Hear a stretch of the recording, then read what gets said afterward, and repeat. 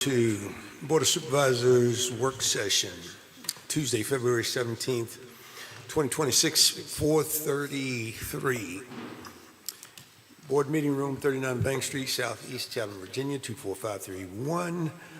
Let's see, Madam Clerk, call the roll, please. Yes, sir. Mr. Bowman? Here. Mr. Brown? Here. Mr. Dalton? Here. Mr. Dudley? Present. Mr. Whittle? Here. Mr. Ingram? Here. Mr. Tucker? Here. All right, any items to be added to the agenda? Yes, sir, Mr. Chairman. I'd like to move to amend the agenda to remove the cell tower lease agreements from subject matters for closed session on item 8.6. 8B, excuse me, 8.B. 8B? All right, is there support for that motion? Yes, sir, Mr. Chairman. Thank you, Mr. Bowman, for the second. Any discussion? Hear no discussion. Vote electronically, please.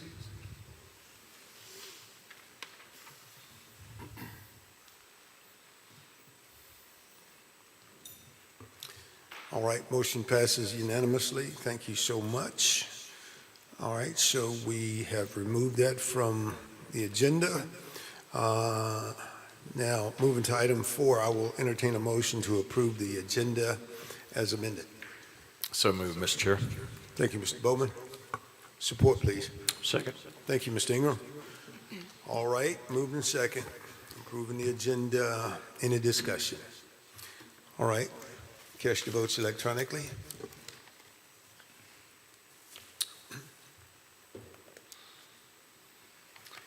Thank you so much.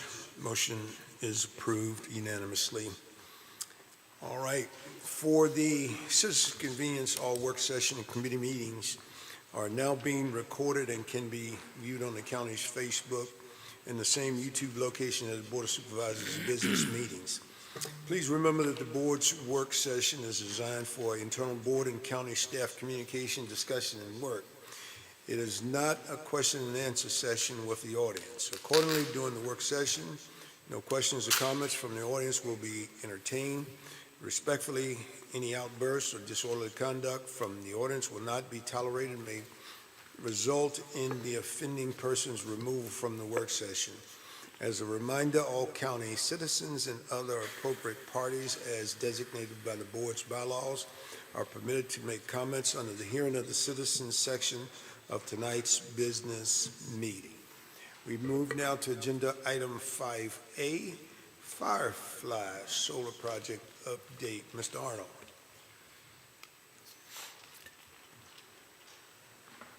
Good afternoon and welcome. Good afternoon, Mr. Chairman, Mr. Vice Chairman, and members of the board. My time up here is going to be brief this afternoon. We do have in attendance with us the Firefly Energy Project team, and the lead who will be presenting an overview and a status update on this project is going to be Adam Peterson. So with that said, I'll gladly turn it over to Mr. Peterson, and he can introduce his project team as well. And come on up. You should be able to turn just by pressing down. Okay, I'm sure I'll miss that somehow. Hey, good afternoon. Adam Peterson. I'm the permitting manager for Recurrent Energy, and here to talk about the Firefly Energy Project. Brought with our development team, Jace Walker, our development director, Ben Kerr, the project developer, and our legal counsel, Jared Burden. To get right to the heart of it, Firefly Energy was approved with special use permit in April 2022. It's coming up on its SUP expiration date on July 1st, 2026. We've had conversations with Mr. Arnold about our ability to get that potentially on a future Board of Supervisors agenda, and just really thought it was a good idea to come and present our rationale for that request, and most importantly, answer any questions you have. So I'll be brief, but want to go through some information, some background on the Firefly project, and in particular, how Firefly Energy is different in some ways from some of the other prior solar projects. So I'll get right into it. Let me see if I can get this right. There it goes. So yeah, briefly just go through the Firefly Energy permitting history as it relates to Pennsylvania County and a little bit about the project. Second, how Firefly is potentially different from some of the other prior solar projects approved in the county. And then third is to get to the heart of it, the request for the SUP extension. So Firefly Energy, it's in the Dan River District. It's a pretty large project, 3,000 acres total, and something we'll get into as far as things like property line setbacks and other buffers and no-build areas. When you break down that 3,000 acres, it's about 1,300 acres of fenced acreage. The majority of land is silviculture, planted pine, and rangeland, and it would result in less than 40 acres of conversion of row crops. It's up to 150 megawatts. We've got leases with 7 landowners that we've had long-term partnerships with. The dominant by acreage landowner is Cloverdale Lumber. Also of note that Larry Burnett, if you look on the very south end of that map down near the border with North Carolina, the point of interconnection with AP infrastructure, that's on his land. But basically, yeah, southeastern, and again, I know some of y'all have been, around for quite a while, and if any of this is a rehash, apologies, but it's in the southeastern corner. It borders the eastern edge of Halifax County, and then the southern border is North Carolina. And I'll get more into this, but one big difference is Firefly Energy was the first solar project approved in Pennsylvania County with a siting agreement requirement, so that was executed in January 2022, and I'll get into specifics on that on the next slide. The actual special use permit was approved in April 2022. This expiration request that we present before you, it has happened once before. Our expiration date, which is defined by acquiring a building permit from Pennsylvania County, that was extended in March 2025 on the consent agenda from this body, which set the current SUP expiration July 1st, 2026. Just of note, that SUP expiration was one that was piggybacked onto some statewide legislation that, because of COVID, allowed, with approval from the Board of Supervisors, an extension until July 1st, 2026. So that was our first extension, and we're here today to ask for another extension until July 1st, 2027. So, and I know some of you were around, this executed siting agreement was the result of a revised ordinance in Pennsylvania County that before you could apply for a special use permit, you had to execute a siting agreement with Pennsylvania County that's set for non-negotiable set payments. So these are annual revenue for Pennsylvania County. They're based on milestones and annual payments that are locked in, and as executed, that was a requirement before we could even submit. So our understanding is we were the first project to have that opportunity requirement to enter into a siting agreement.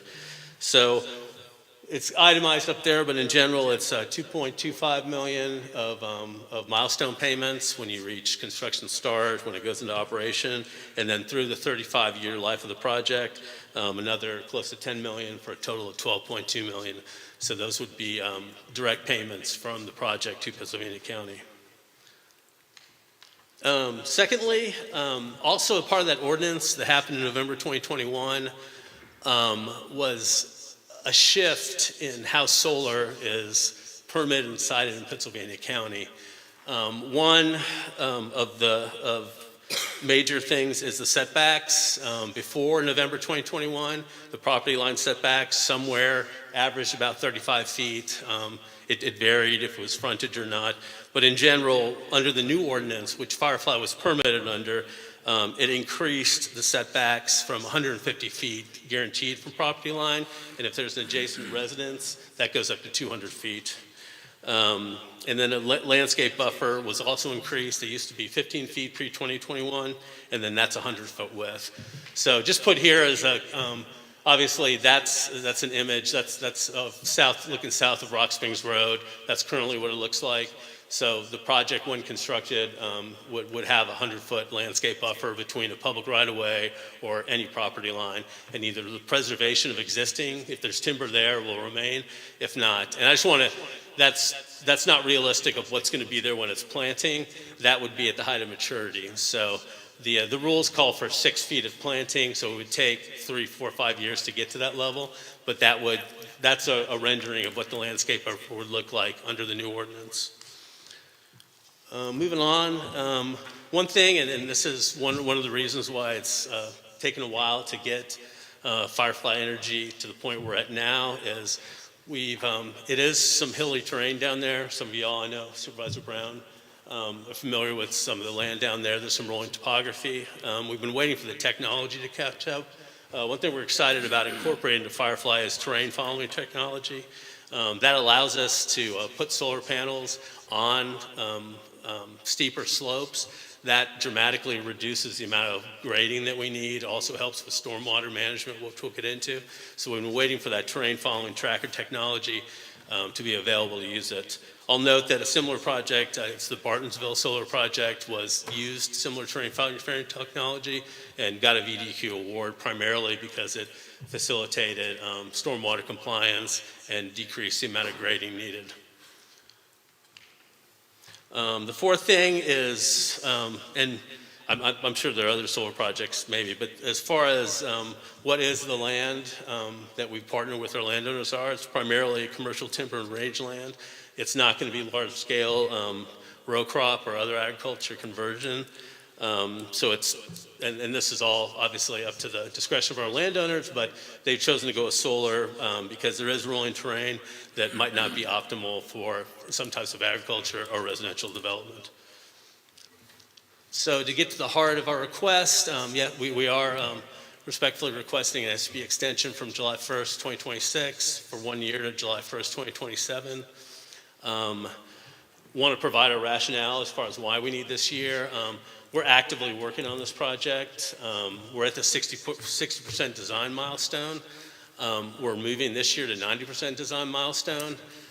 So to go to the bullet items as far as why we need additional time, one is primarily for stormwater design and compliance, which I know Pennsylvania County is heavily invested in, but also it starts at the state. And the state requires a 90% civil design to apply for a permit. And they're pretty, just in my opinion, they're pretty tight on that as far as you need a bulletproof design. It can't be something where they're going to give you a permit and then you go back 6 months later and tweak things. You kind of have to start the process over. So as we want to get the best design for stormwater design and compliance designed, we need additional time to get to that 90% that's not going to change so we can get permitted. Second, most of our landowners have timber that they've, for decades or even longer have grown. So we want to allow them, the timber market has been somewhat challenging over the past couple of years. We want to have some additional time to give them as long as they need to harvest that timber before it transitions to solar, to allow them to, get one more pine check before it transitions to solar, and just the amount of time needed to just how the mills work and whatnot. So third, and I'll go into a little bit more detail on that, is one, eventually, separate from this request, but the project is divided north and south, one by South Boston Highway, but if you go a little bit up farther north by the Ringgold Rail Trail, and to do that, would require 2 underground easements below the Ringgold Rail Trail that would be borings, and I'll show you a specific map on that. But that's something that back in 2022, when we got this approved, working with Director Ragsdale and Attorney Hunt, it was, okay, you need to have construction drawings when you come to the Board of Supervisors to present that easement request. So I'll get a little bit more into that, but that's one reason we need more time. And then finally, we've got some additional side entrances as we've gotten the meat into it, and we're working with Mr. Arnold, Ms. Smith, and Mr. Evans on some additional permitting related to those side entrances. So that's our reasoning. I'm going to quickly intro potentially what we would be coming to the Board of Supervisors. This is the Ringgold Rail Trail. It's a current county-owned recreation trail. Those yellow lines would be the borings. If you see the blue, it's a pretty wet area. Those are wetlands and floodplains. I know y'all are familiar with that area. So the borings would also avoid any impacts to those wetlands. And by going below ground, it would would minimize any visual or physical effects of the rail trail use, definitely long-term from the community, but also other than, I don't know, maybe a few weeks during construction. So just want to set that out as something that eventually will be presenting our case for the supervisors also for this project to move forward about those easements below county-owned land. So really thanks for your time. I know that wasn't as brief as I said, but welcome any questions or any information we can provide. And if I can answer it, I'll have one of my team come up. So thank you again for your time. Thank you, sir. Questions from the board? I got a question. Yes, sir. Mr. Are Whittle. y'all gonna bore under those, wetlands? Yes. You're saying you're boring under those? Yeah, bore under those to avoid permitting, avoid impact to the wetland. So we'll kind of go from upland to, we'll have this high HDD boring. So we'll have an exit point and an entry point that will go underneath the rail trail and then also underneath the wetlands to avoid any impacts. All right, thank you. Yes, sir. All right, Mr. Dalton. Yes, sir. Thank you, Mr. Chairman. Thank you, sir. Y'all started or got this permit, you said in 4/22, Yes, sir. so it'll soon be 4 years. Now, what stage are you at? Have you started grading and building this, or are you just still in design? We have not. We're in design. The SUP expiration is tied to a building permit from the county. So that's what we're running up against we need time to get that building permit, which includes stormwater and includes everything else entitled to the building permit. Do you think another year is going to make any difference? Yes, sir. I mean, it's been 4 years. I mean, I would think you'd be further along on this issue.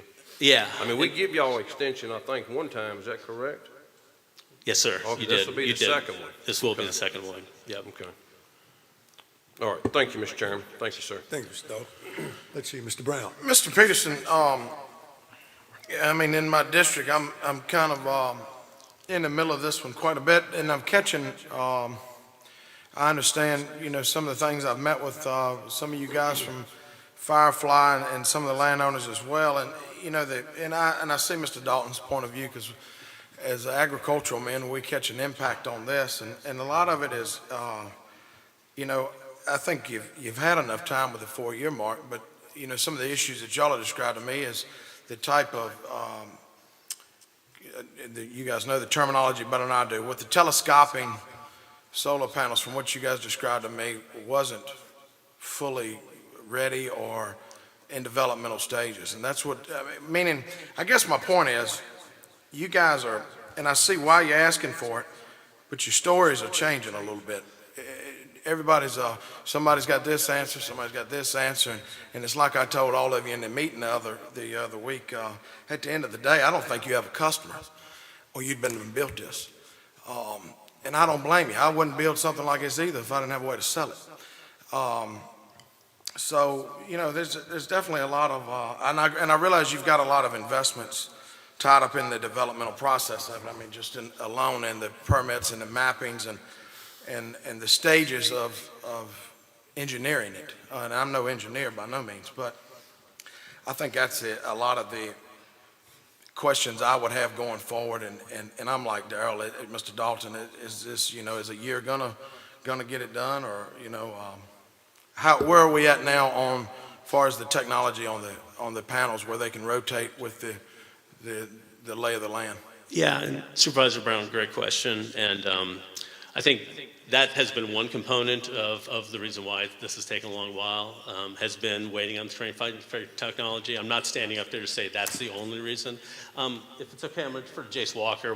We've been helped by continuity with our project. Both Jace and I were involved, and we did the development in 2022. But maybe it would help to speak to some of the commercial aspects and just in this PJM market about some of the positives and cons and frustrations. So. Good afternoon, everyone. Thanks so much. Yes, So Jace Walker, Director of Development with Recurrent. Great questions and great points, and totally understood. We would definitely like to have moved this project quicker, but in order to do that, we refer to them as EPCs, Engineering, Procurement, and Construction. That's basically our general contractor for the project. So we've gotten partially down the road with multiple EPCs previously who weren't equipped to work on this type of terrain and work with VDEQ on the stormwater management process that Adam mentioned, and also weren't equipped to use these terrain following trackers and ultimately backed out. So in a universe where we could have proceeded with one of those two prior EPCs, we wouldn't be standing here today asking this request. Where we're at now, though, is with a very experienced EPC that has experience with these terrain following trackers, has experience with VDEQ, and like Adam said, we're at the 60% design phase, which is the furthest that we've gotten thus far with an EPC. So we feel very confident about where we've gotten to compared to prior history, and that given this extension that we're asking for today, that we can, proceed and wrap up the design work and enter into construction. So hear your point, but I do feel, confident about where we're at compared to prior EPC efforts. And then, fair point, Mr. Brown, on the commercial aspect. So before we lock in our EPC and the cost side of things, we have to do that first before we can lock in our revenue with the customer. So we don't right now have a customer locked in because we're not yet advanced enough with our design and our cost, our capital expenditure, our CapEx, in order to feel comfortable signing that power purchase agreement, as they call them, with our energy buyer for the project. So that's kind of, I realize there are a lot of things we're saying and there's multiple explanations, but it's because it's this complex project where we're trying to advance all these elements at the same time. And so we're trying to advance the design process with this EPC that we feel very comfortable with and confident in, get them further in the design process so we can get engaged with Virginia DEQ, and then in parallel lock in the commercial and the revenue aspect on the other side, to make sure we don't do that too early and then have our CapEx kind of spiral out of control and the project be in dire straits. So, yeah. Okay, thank you. Yep, thank you very much. Mr. Bowman. Thank you, Mr. Chairman. Mr. Peterson. So I didn't catch the first part here, and I apologize for that, but what is the lifespan for this project? Typically, it's between 35 to 40 years. The siding agreement is set for 35 years, but Jared can confirm, I'm pretty sure those annual payments just carry on. But typically, our leases are set up for a 35 to 40-year project, so it's a long term. Yeah, that's probably the longest I've heard, 35 to 40 years. That's huge. Second one, do you have a project like this that already been designed, that's already in operation, or is this the first? Oh, no, we do. So Where's one? one is, and actually, I'll go back to the front page. This is, sorry, I messed it up, but that's Cabarrus County, North Carolina, outside of Charlotte. We've also got one that's in mid-stage construction in Harrison County, Kentucky. We've got, just in the past couple of years, one in Oklahoma, one in Louisiana. We've got another one in construction in Louisiana. So we're based in Austin, Texas. I'm from Atlanta. We're all the East Coast team, but Recurrent Energy as a whole, we've successfully permitted, constructed, and operated projects. And my final statement, I'm not a big fan of solar farms. Yes, sir. I've watched them from their inception, not only here, but North Carolina and around the East Coast. We have yet to decommission one. So it's probably coming up within the next 5 years. One of our first solar farms will be on the table for decommissioning. I've yet to see that, so I don't know how that's going to work. But I wanted to let you know that these solar farms here, I think, and this is just me from reading some information, that's out there, they are probably, unless there's some really good high-tech,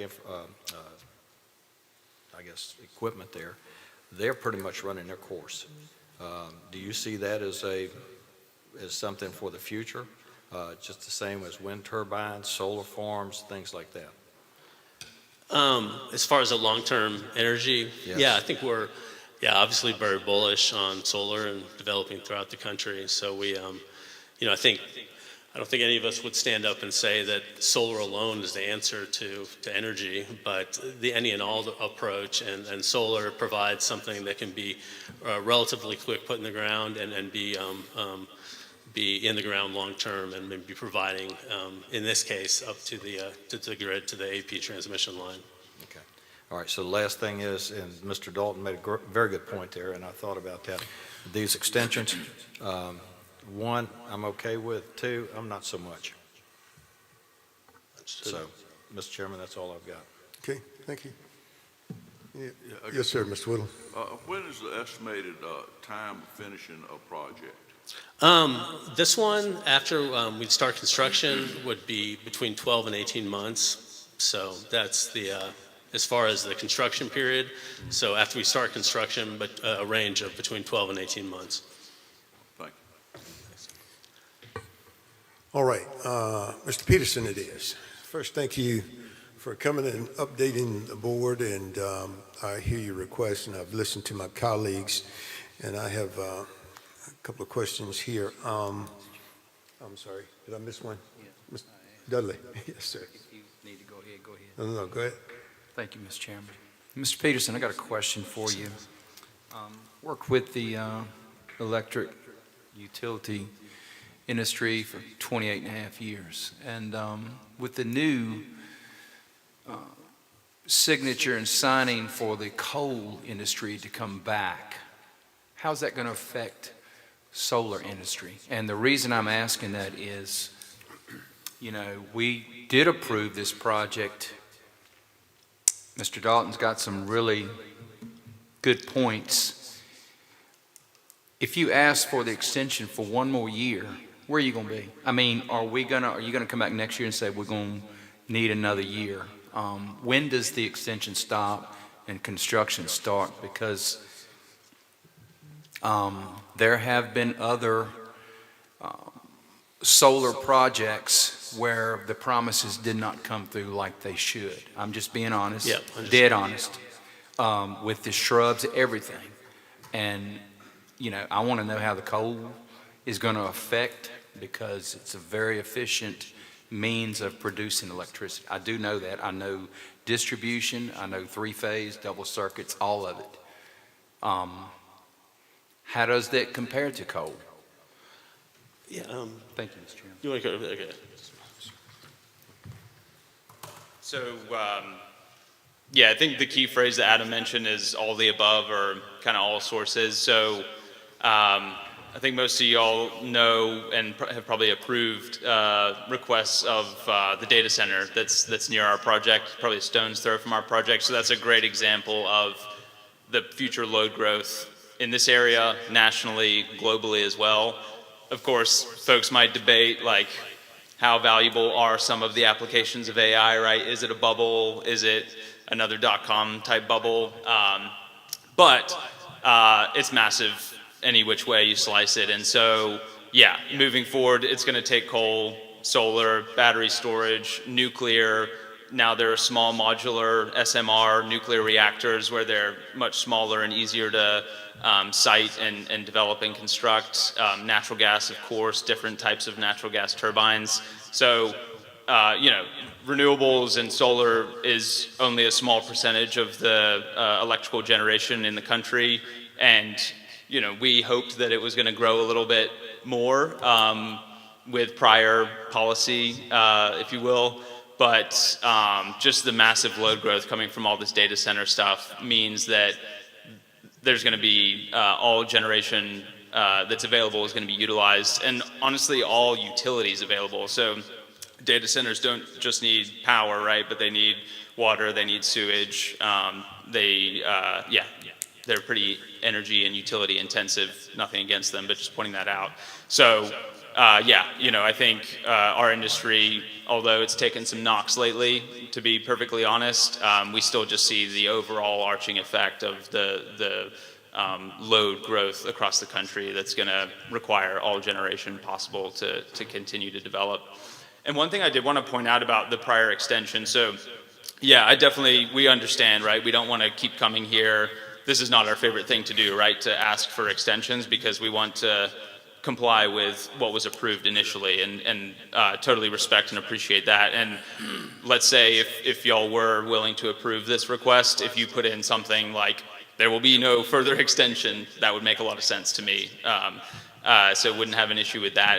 And I would just point out that the prior extension, I can't speak to it perfectly, maybe the attorneys can, but it was actually a state level activity where the Virginia legislature said, hey, all of these solar projects during COVID got really gummed up by the supply chain issues, the CapEx volatility, the inflation craze that took place. So we're going to give all jurisdictions, all counties throughout the state the opportunity to just extend projects very easily to sort of accommodate some of those COVID era impacts. So that's the extension type that we asked and received before, was something that was kind of like opened up and made available by the state, that we just said, hey, we would like to utilize this. But I would say this one's a little bit different, where we're saying, hey guys, we would respectfully request the time we need to close out our design work here and enter into construction. So just a little bit different there. But definitely understand the concerns that you don't want to see us again a year from now, which I totally understand. Okay, thank you, sir. Thank you. Thank you, Mr. Chairman. Thank you, Mr. Dudley.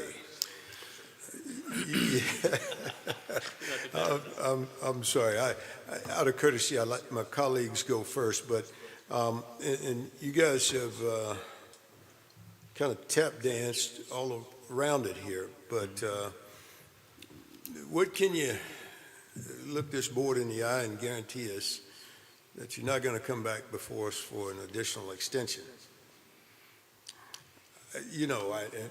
And I hear the why fors. I understand the initial reason the state gave some leniency there. I'm there, but we can't use COVID forever as an excuse. So look us in the eye and tell us, if we extend this, you're not going to be before us again.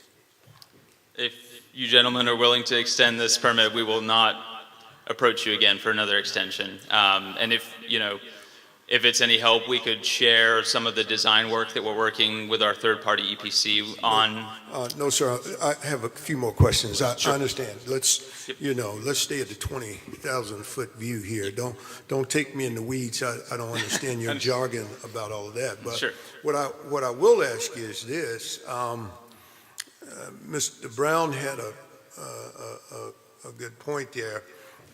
You're trying to find an end user. Can you guarantee us, aside from finding an end user for the electricity or power that you generate, that you're not going to sell out to the highest bidder once you get it online and running? Well, help me there. Yeah. To be perfectly honest, we do try to strike the highest I understand. energy rate possible, right? So there is that element, capitalism, but I understand. But these, we call them off-takers, and they're the people that buy the energy that's generated from these projects. Mm-hmm. So they're your household names, your Fortune 10, let's say, the big, very credit-worthy technology companies. Well, that's where I'm going next. Tell me a little bit about the financials, your financials, Yep. because there's some other stuff going on under the surface. Tell me about, who your investors are. So let's see, a project, so we call it sponsor equity when we're putting in our own money. So up until the day we start construction, we're basically putting in our own capital to the project. I understand. Which is what we're doing now. Better question. Yep. Who have you attracted so far? Once you put your money in, you initiate this project. Yep. Are these people, and for lack of better terms, are they here in the United States, or are they some foreign entity? Help me with that. I would say global entity would be the phrase I would use. I understand global. Kind of dial me into a region, if you don't mind. Gosh. Honestly, Europe. The reason I'm asking these questions, I serve on the RIFA board, and we were almost this close to landing a Ford plant in our Southern Virginia mega park. Mm-hmm. And then we found out that a lot of the capital was coming from China, and that Right. was nixed by the governor. So, obviously left a bad taste in Right. our mouth. And at the same time, we understand, aside from your geopolitical standing or whatever the case is, I let brighter minds deal with that. But I'm, in this community, just asking, once we get locked in here, are we going to get a surprise with some foreign national coming in and saying, oh, here's our money we just bought from Right. Firefly? Right. I mean, it's a legitimate question. Oh, for sure it is. And it's so legitimate, in fact, that it's part of federal law now. So with the One Big Beautiful Bill Act that was passed, there's a concept called FEOC, Foreign Entities of Concern. I'm familiar with it, sir. I appreciate it. I read that law, even though a lot of folks in Washington didn't ID it. Right. Stayed away. Tell me about, your knowledge of these data centers. Now, you mentioned data centers, but data centers, a solar farm is not going to supply power for a data center because the power necessary for a data center has to be continuous, and there can't be any really break in the supply of that power. Right. But what happens if it rains, the sun doesn't shine, it's a cloudy day? So we can't use that. So is there something, and maybe I need to have a one-off conversation with legal. And Mr. Brown, I'm going to suggest, we approve this with a condition. We need to go back and read the siting agreement because we need to figure out what's in it for Pennsylvania County. Okay? So we're at a perfect point. See, this board kind of inherited a lot of these solar panels and solar farms that you see in the county. We put a clause in place as far as policy is concerned not to increase that beyond 2% of any locality. We are way past that. I understand, and now you're asking us, since we are coming to you saying we should have been grandfathered in this contract. I get it. But now you're asking us to do your favor. So I'm going to ask legal and Mr. Brown to take a look at that siting agreement and see if you can do us a favor. And not necessarily pick quid pro quo or whatever it is. Keep me out of the weeds and between the guardrails so I don't get in trouble, Mr. Evans. But it would be a great time to review that and say, hey, listen, if we understand we came to you once to get this thing extended, and I understand that this is allowed so that we maintain control of buffers and proffers and things of that nature on the local level, and I'm between here and Richmond fighting hard to make sure we maintain that control on the local level. But at the same time, and I'm not being disparaging when I say previous boards and a previous county administrator, I've got a new county administrator, basically either signed these siting agreements, and I'm not real comfortable that we really put ourselves in the best position in those siting agreements. So I'd like an additional look at that if I could, Mr. Brown. I'll let you take the lead. Yeah, I agree. I mean, and I explained it to you guys, when we all sat down and had a roundhouse as well. I mean, and again, I'm on my second meeting, but we got 19,000 acres of these things in Pennsylvania County that look hideous, and we're not getting paid for them. And we got to legally figure that why and how this happened, and much less take on a project of this size. But you did a good presentation, and I like the technology that yours bring that others haven't. No, I guess time will tell how productive they are, and then I agree with Mr. Bowman. I would like to know, and I need to look into that myself, because when I get to looking at how many acres we've got, is how do we get them all up and clean them up when the time comes, and how is that contractually written as well? If we're not getting paid, who's cleaning them? Because we've got a lot of them, and we've got to, so you guys are in a tough spot. I get it. You've had 4 years of troubles through everything, and I completely understand that part of it. But I'm in a pinch as well, looking at this, obviously, with what's gone on in the past, and how do you, that's just not an easy thing to correct. What that meant, that volume of acreage and what it's done agriculturally and not monetarily to us or to benefit the taxpayer. Thank you, Mr. Brown. And listen, one final comment from me, and I'm not opposed to giving the extension, but we have a responsibility to protect the county. And I think since you're asking for the extension, I think we would be good to postpone for 30 days and allow us to take a look at things because, I'm not that smart, but in the back of my mind, the way technology is changing and artificial intelligence, the same type technology that you applied to put out there and on those hillsides and all that, that's, you're saying the property is no longer of value for farming or agriculture or whatever. They, years ago, those fellows used, horses and mules on those hillsides, so they can get it done. They're pretty resourceful. That being aside, that technology might be obsolete in terms of what you submitted or applied for. Now, new technologies coming at us so fast, we want to make sure that we're getting as much bang for our buck in those siting agreements because, our taxpayers are looking at these solar farms. Previous boards told us we were going to get oodles and noodles of revenue, and that revenue is not showing up. So we have a responsibility to make sure that we are peeling this onion back and making sure that we not only protect our citizens, but also we are gleaning what revenue we can get to offset the burden of the citizens locally. Okay? Understood. Yes, sir. Anything else, gentlemen? But that is what I would suggest. And Mr. Evans, do we need to move that to the agenda tonight? To a motion to postpone? No, it's not on the agenda for this okay. evening. This is just a presentation in anticipation of that request at a future All meeting. right. Come back and see us in 30 days. Thank you. Yes, sir. Thank you. And staff, you all pretty much understand the direction we want to go in.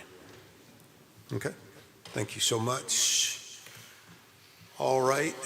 Let's see. Let me get back to my agenda. I got absorbed in that there. Who's behind Firefly here?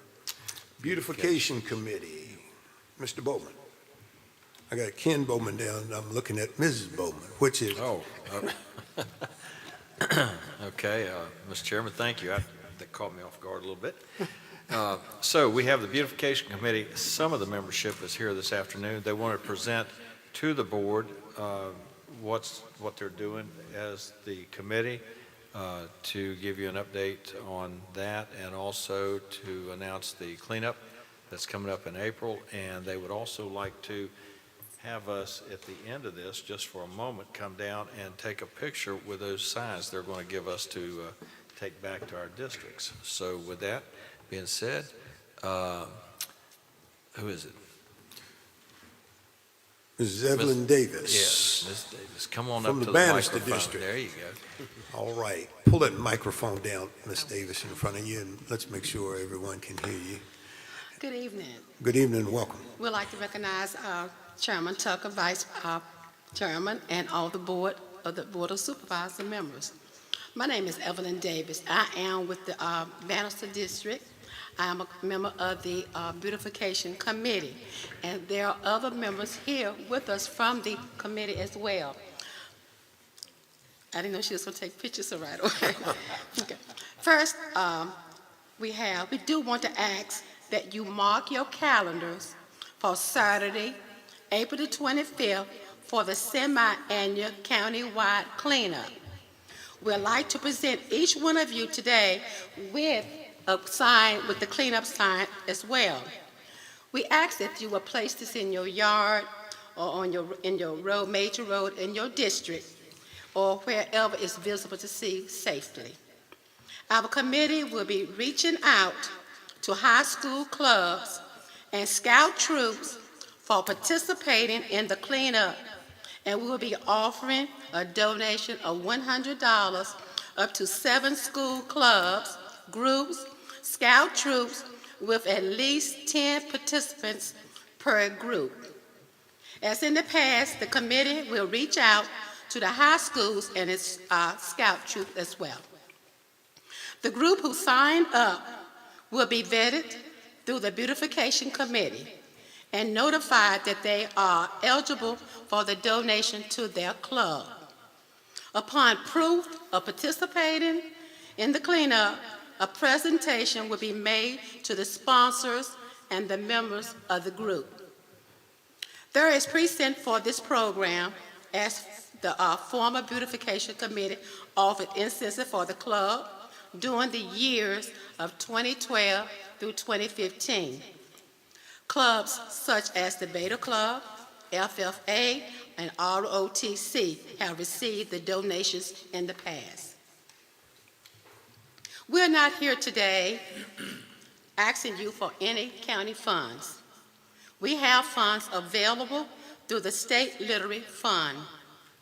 This falls under the criteria of educating our young people about littering and the importance of helping keeping our county clean. It's very important to keep our county clean. That's what we like, cleanliness. We just want to update you as we move forward toward the spring cleanup. And we are asking your blessings and support as we continue to make this community aware of the efforts of our importance of the community. Okay? What we're trying to do is to keep the county clean.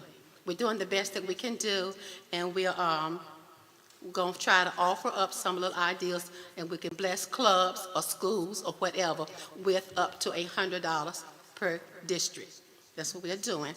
And if you have any questions, I can answer what I can answer, but we have some backup right here that can do better than what I can answer the questions for you. But do you have any questions before we do the presentation? First, let me say thank you, Ms. Davis, for coming and sharing with us and for your report. Any questions from the board? Any questions? Good stuff. Okay. Now, if you don't mind, I would like for each of you to come down and receive one of these little signs, place it in your yard or wherever you think is safe, a major highway where you think it might be safe, and hoping no one will steal them. And we'd like to take a picture with each one of you all. Okay, perfect. And thank you so much for allowing us to come. Thank you very, very much. Thank you.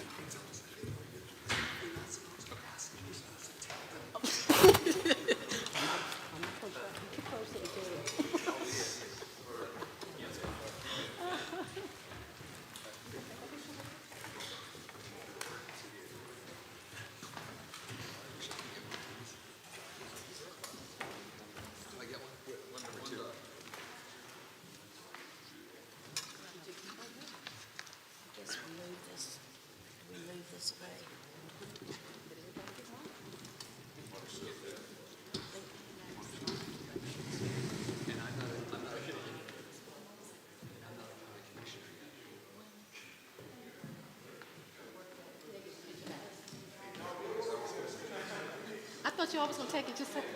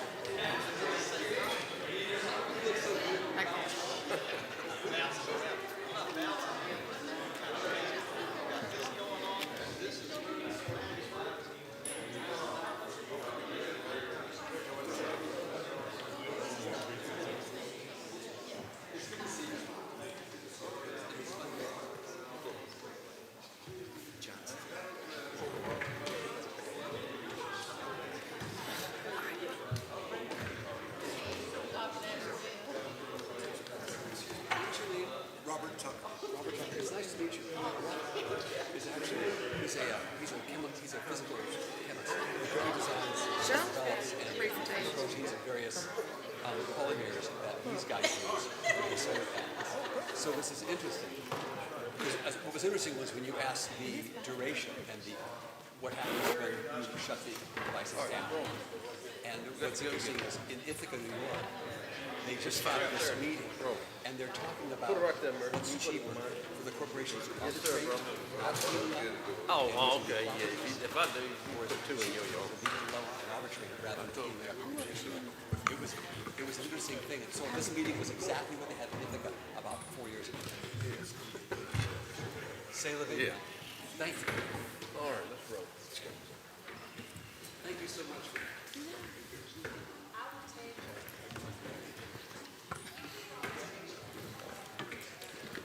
Yep. It's almost 5:30 now. We got another presentation. I get it. Just pass the message. All right, let's come to order. And let's see. We move now to item 6A, CSA end of year report. Cheryl Johnson. Good evening, welcome. Good afternoon. Good afternoon. My name changed, so I'm the same person. I was Boswell, now I'm a Johnson again, so person didn't change, but I'm here to do my end of year report for FY25. And let's see if I can work this remote. Well, I feel like last time I got it wrong.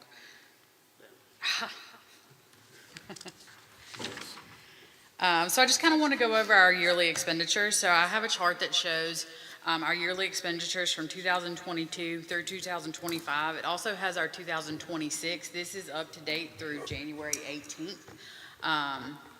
So the state has created what they call a CQI dashboard, which allows us to see all of the numbers for not only our own locality, but also for other localities in the state. This is something new. In years past, I've always had to compile data just using our records, our systems that we use, and then create my own charts. But now they have given us this wonderful tool, and we had training on it when we had our conference this past year, where we can look at our numbers over the years, we can look at others' numbers and do comparisons. So I'm really just starting to delve into that and see how it works. And I'm hoping over the next couple of years it'll really help me change my ability to give you all information as well as my own board information on a regular basis. So far we've spent 2.9 in the 2026 fiscal year, but that's just up to date through January. That will change as the year continues to go on. See, I went the wrong way.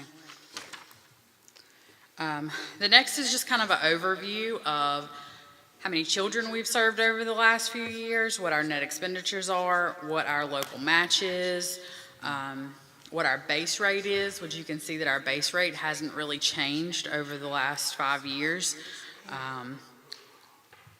Kim knows more about that than I do, but it hasn't really varied much. And you can also see in our child numbers, and I show this on another slide as well, that we've already served 155 children this fiscal year. We served a total of 186 last year. So I would think that our numbers will more than likely go above last year's total number for how many children we will see.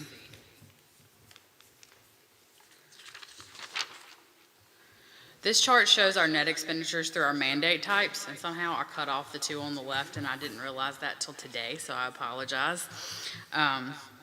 But the first number is our residential, and the second is our foster care, and then CHINS is through our courts.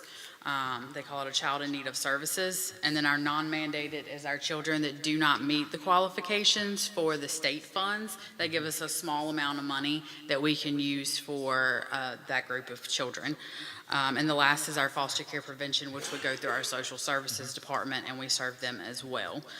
So you can see that most of our spending is through our foster care numbers, our residential, and then also through our special education through private day, which isn't shown on these charts. I'll get it right one day. Kevin, what am I doing? down. Oh, because I went through that one already. Okay, the next chart is just, it shows that distinct child count number again. So you can see how we've grown over the last 4 to 5 years, and we continue to grow. We're seeing more kids being ordered through the courts.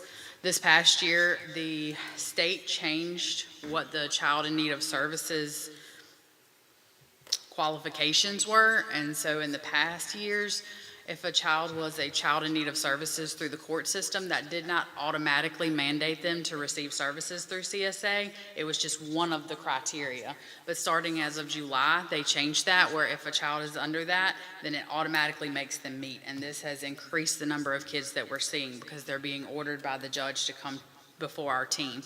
So it's making our numbers increase. We also see our foster care numbers continue to increase. And then our private day numbers are increasing slowly, but not as fast as other localities, so I think that's a good thing.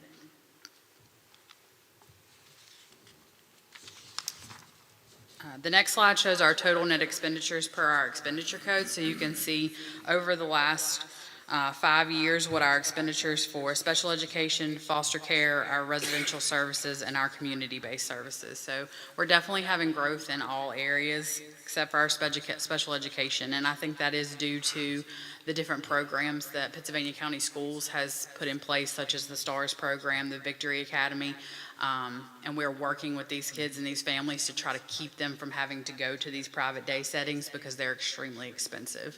And I think the school system, in conjunction with CSA, has done a good job of trying to manage that.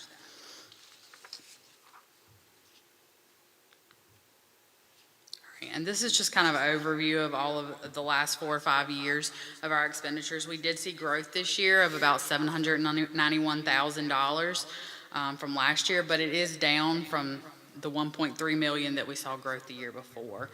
We're just serving more kids. The cost of services increases every year. Residential continues to get more expensive. We do try to use that as a last resort. Our goal is always to serve our kids in the community the best we can, but there are circumstances due to safety and other concerns that we have to remove children from the community and put them in those residential settings. We really have no other choice. Also, the judge has some say in that, so if they're ordered to a residential facility, that kind of goes above my team, and we kind of have to follow those recommendations. That's all I have. I can answer any questions that you all may have. Or Any questions from the board? Any? Everybody good? Good job. Well, listen, let me express my gratitude, Ms. Johnson, for all that you and your team do. And we know, well, I know firsthand, hearing some of the cases that you guys are taking care of and what have you, we really, really appreciate, because I don't think the general public even has a clue in terms of some of the hardships and the hard cases that you all deal with on a daily basis. So thank you so much, and whatever we can do to support you, you just reach out to this board. thank you. Yes, ma'am. Thank you so much. Thank you, ma'am. All right. That gets us down to closed session. Or anything, business meeting discussion we need to talk about, Mr. Evans? Not that I'm aware of. Okay, sir, would you read us in, please? Yes, Mr. Chairman. There are 2 matters designated for closed session this evening. First is a discussion, consideration, or interviews of prospective candidates for employment, assignment, appointment, promotion, performance, demotion, salaries, disciplining, or resignation of specific public officers, appointees, or employees of any public body. Legal authority, Virginia Code, Section 2.23711A1.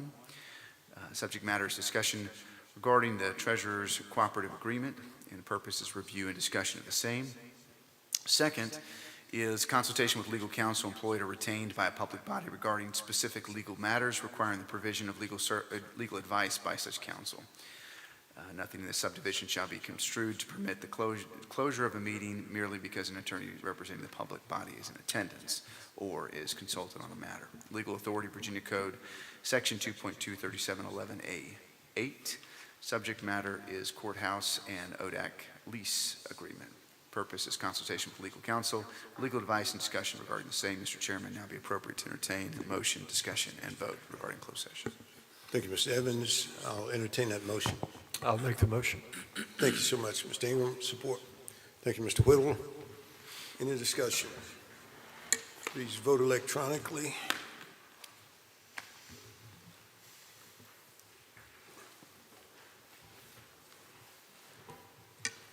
Motion passes unanimously. We will convene to closed session.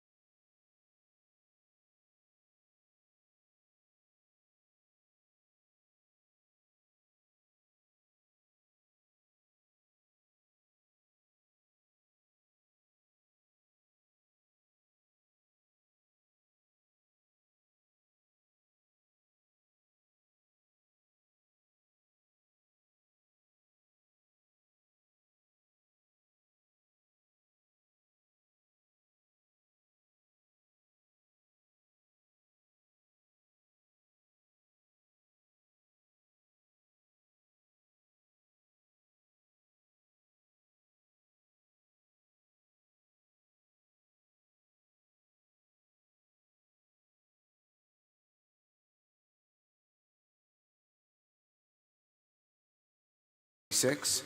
The board hereby certifies by a recorded vote that to the best of each board member's knowledge, only public business matters lawfully exempted from the open meeting requirements of the Virginia Freedom of Information Act and identified in the motion authorizing the closed meeting were heard, discussed, or considered in the closed meeting.